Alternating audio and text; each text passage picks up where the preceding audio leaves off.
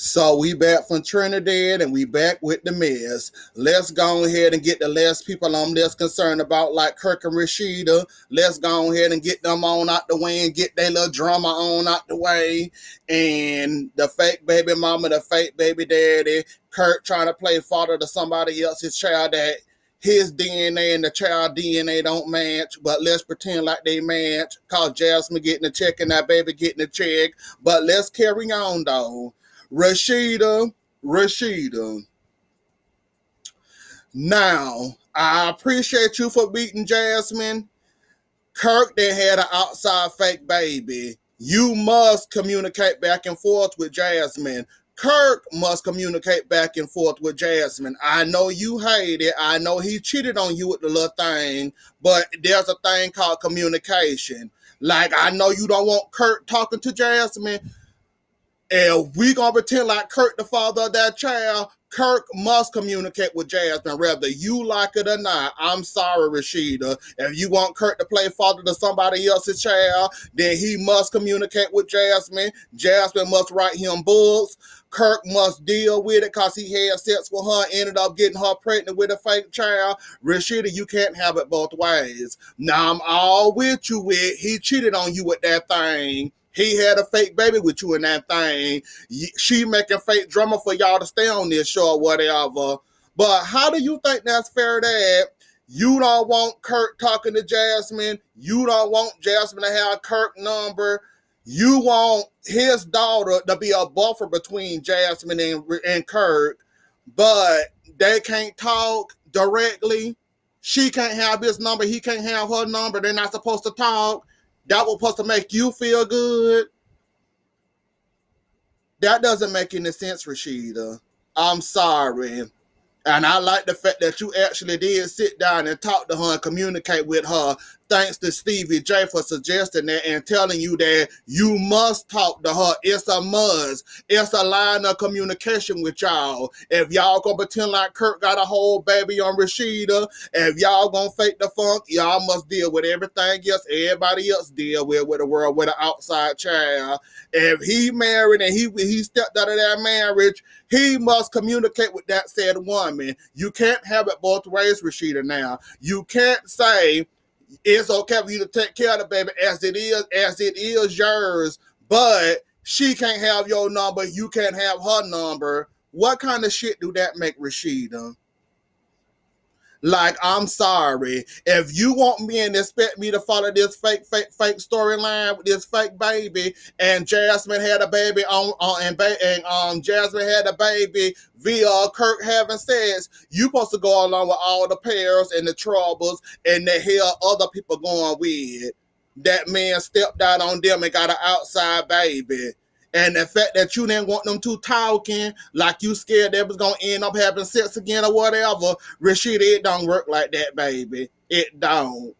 Like, I give you your kudos and your points or whatever. Y'all pretending for the cameras. But, yeah, what makes you think he ain't supposed to have that girl number and that girl ain't supposed to have his number? You lost him with that shit. You lost him with that the first time you said that out of your mouth. I don't mind you spending time with your baby or whatever. She better not talk to you and she better not talk to you and you better not talk to her.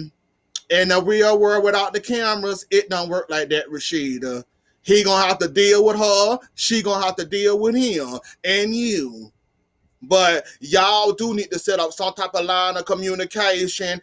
Jasmine admitted that she was wrong posting all on Instagram, even though that gave y'all a storyline. Her posting on Instagram, writing fake Instagram stories about Kirk and y'all, and how you feel that the baby shouldn't be in diapers around here walking and talking and all that.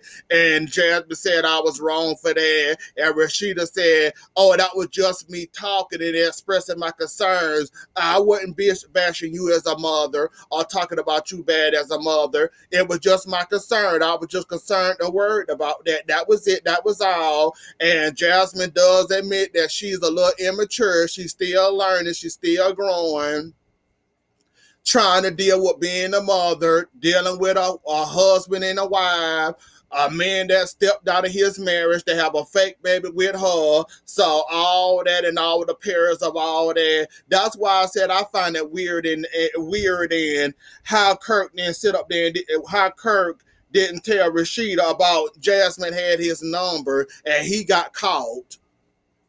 I'm still mad about you about that, Kirk. Like, how did you not let your wife know that that thing had your number? Like, you just set yourself up for failure, don't you, Kirk? Like, really? How hard was it? How hard was it for you to say, "Oh, while I was doing this, and you know, when I went to see Kelsey, I mean, Jasmine, grandma, mama, they kind of ambushed me and told me that I need to give Jasmine my phone number for Jasmine to communicate with me and not no outside source. Then I'm getting the information. Cause that only makes sense. If y'all want to pretend like Kirk had a baby outside of his marriage, y'all must go through everything. I'm go through everything everybody else going through in this world, and you could have told her this, like cleared it up for her, told her about this, Kirk. You just like to get caught, that's all. You love to get in trouble. And if Rashida mad at you about Jasmine having your number, that only add on to the storyline. Like I said, I enjoy you on this show, Rashida. But this fake baby mama, fake baby daddy, fake child shit getting on my nerves. Really, it is.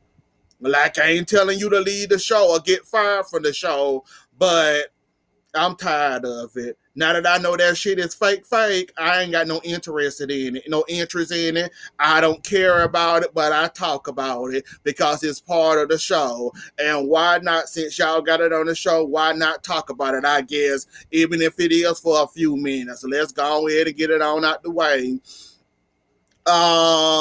Let's go ahead and get the and Stevie, you full of incitement, you full of advice this season, you full of talking to people, communicating with people this time. And when you suggested that to Rashida, I was surprised and shocked that you was gonna actually tell Rashida that they do need to talk. They need to communicate. There need to be a line of communication between Rashida and Jasmine, and Kirk need to have her number. Like, I was surprised you had so much insight in you, Stevie. Like, I was surprised and shocked that you said that. But yeah, Kirk, I think I did say that you do need to be there at that meeting, because they could have been bashing you behind your back and you wouldn't even much know it. When Stevie said that you didn't know they was having that meeting until now, and Scrap talking about some you don't need to be there. Yeah, that was Scrap said you didn't need to be there at that meeting or whatever though. But while Stevie giving his advice to Rashida about how to deal with this outside baby, Mimi not here for it. She didn't want to talk about it. She talking about all the insight and all the information about, like, when did you get all so insightful? When did you come up with all this information? You telling Rashida what she need to do and how she need to do it, but you sitting up there doing all this and all that, and you ain't even much there, and we got to go outside of, what's her name? Faith, just to talk to you, just to get to Eva. So how the hell you giving them advice, but you're not following your own advice? You know, Mimi had to put her feelings in it. I always got to put her feelings. She was doing good till she talked about her feelings and her parents of Stevie J and all the hell she done went through with Stevie J. It wouldn't be Mimi if she had to put her feelings in it somehow or the other one and had to do something about it or whatsoever. I know you hear your answer machine going off and hear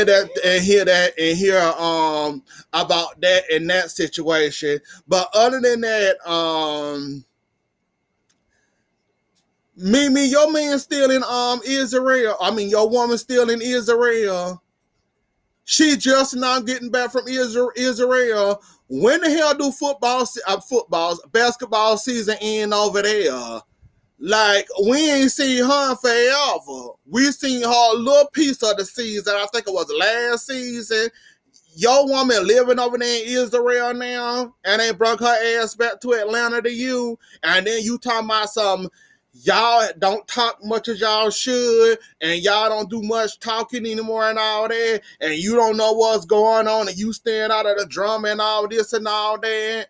But yet you in that Pooh and Carly Red drama, but you staying out of the drama. I don't get it, Rashida, but I mean Mimi. Yeah, Mimi, but okay. And what else happened besides that? I already talked about the Rashida and Jasmine mans. Pooh versus Carly Red. Pooh versus Carly Red. And this DNA test that's gonna happen, I guess it's gonna happen on the last episode before the season finale or on the season finale, and then we gonna hear the results on at the reunion, cause that's what it's setting up to be. Cause they got about what 3-4 more episodes, 2 more episodes before the reunion. So we gonna hear that where they gonna take the test at the season finale, and then we gonna hear the results at the reunion to get them more camera time. And Carly Red, my advice to you about this whole Pooh situation: come clean. Just come clean. If you had sex with that woman, go ahead and admit it. Like, setting up a DNA test, a lot of take the test and you knowing you lying, or Pooh knows she lying, one of y'all lying. Why go ahead and waste y'all time taking this lie to take the test and it's obvious one of y'all are fucking lying?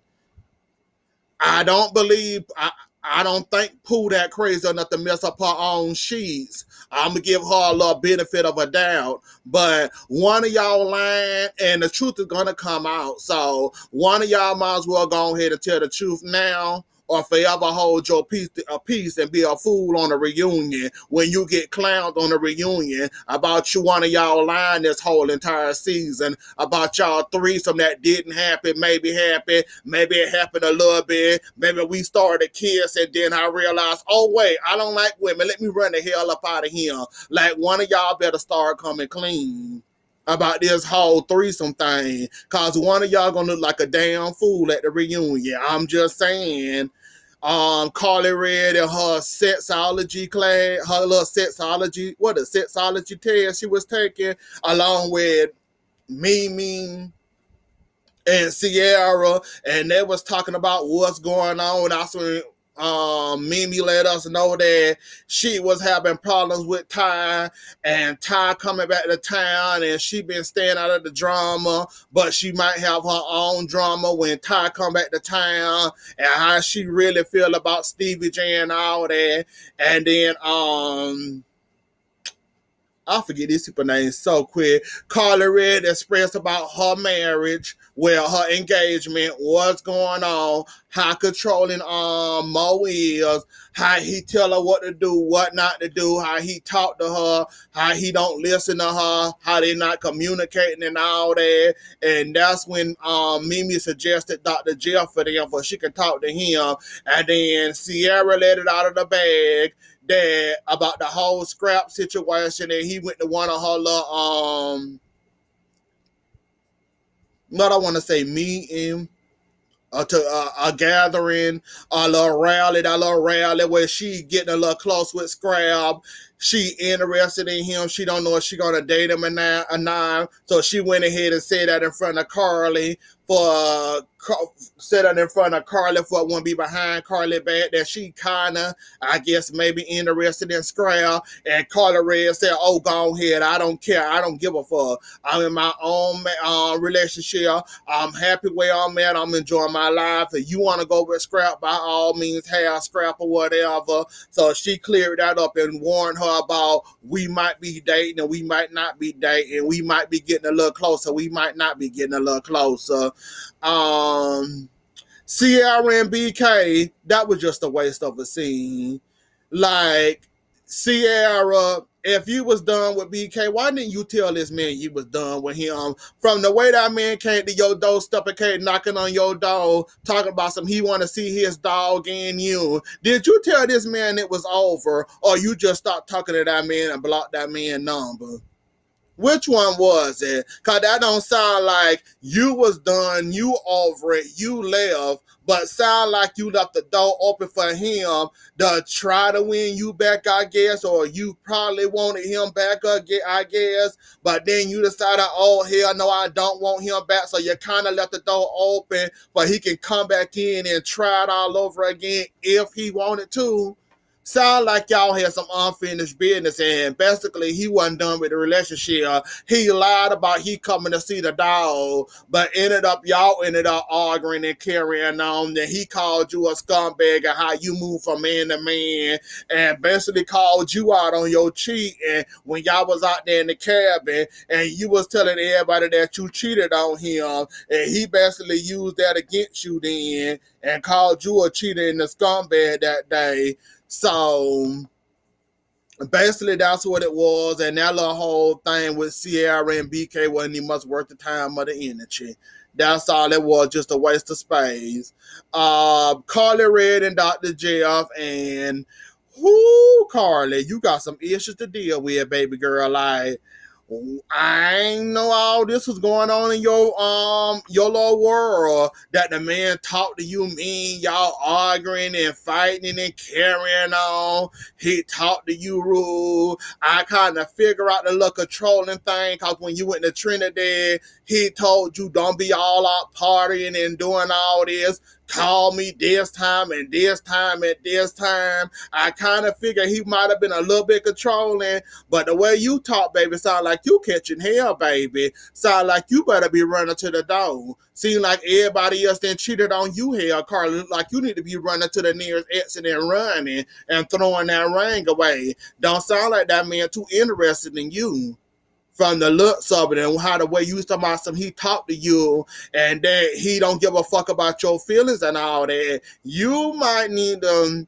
I don't think Dr. Jeff can fix y'all, because that man don't want to talk about his feelings. You sitting up there crying the whole time, talking about how he treats you and how he do all this to you, and you sitting up there crying your eyes out. He don't know. He don't even much want to open up about nothing. He understand there's some communication problems. That's about it. But other than that, he ain't here to talk about all that other stuff, and you up there choking and gagging and all that. Carly, you got some issues. Before you walk down that aisle, you might want to work out them issues on now and iron them on out and get them on out the way before you say I do. Cause if he controlling you now, just wait till you walk down that aisle and there's some paper that y'all married. It might get 10 times more worse than that. So you might want to go ahead and talk to Dr. Jeff a little bit more before you say I do. Because you might not like the other part of that. If he doing all this to you now, baby, I say either run or hope he could change or whatever. Now the whole job, the salon situation, another line of communication that should have been happening but wasn't happening. I'm with Sharonda. I think about the communicating part, and Jock is like you sitting back collecting the money and letting her do everything, and then you have these concerns and worries and bothers, but you ain't coming in the salon or talking to Sharonda to see what's going on. And from what she said, you talking to the women, you treating the women a different way, you doing all this and all that. So it can be both ways, and also about the communication part, because the communication part sounds like a big problem, and you probably out there flirting with all the female clients and how it went from 10 to 11 to 3. Sharonda is a little rough around the edges. I will give her that. She is a little rough around the edges. She can be a much at time. I was glad to see Shakana came in there, basically said what I was there, what I was trying to do, trying to fun sway the salon. She was kind of mean, nasty, and evil to kind of to Shakana. Shakana stay. She wasn't here for the BS. She better say, oh girl, I'm not here for that. Well, what you need over here? And when Shakana went in there, basically all that woman needed some help. That's probably all the problem she need. A little bit more help than what she probably getting. Probably some more some more stylists in there. I'm about to say hairdressers. Some more stylists, some more help. Maybe somebody to answer the phone. Don't book herself too hard, cause she had a line in there waiting to get ready now. And when Jock came in there, she said, "How long y'all been?" He said, "How long y'all been waiting there?" Oh, we've been waiting a little longer than expected or whatever, though. But a little bit more talking and all that, and a little bit more communication, and some more stylists to actually help her out, and she might actually calm down, let her hair down a little bit, be a little bit more easy or whatnot. But that sounds like that's all her problem is that she just screaming for help, and Jock probably stressing her the hell out, flirting with every woman that come in there, or every woman he probably hiring as a hairstylist, cause Jock ain't gonna change his ways. He gonna be a player or have the player ways, and sometimes he gonna let it out, and sometimes he not, and all that. And the partnership can work. Y'all just need to communicate a little bit more. And Jock, you need to be more vocal, and also be more.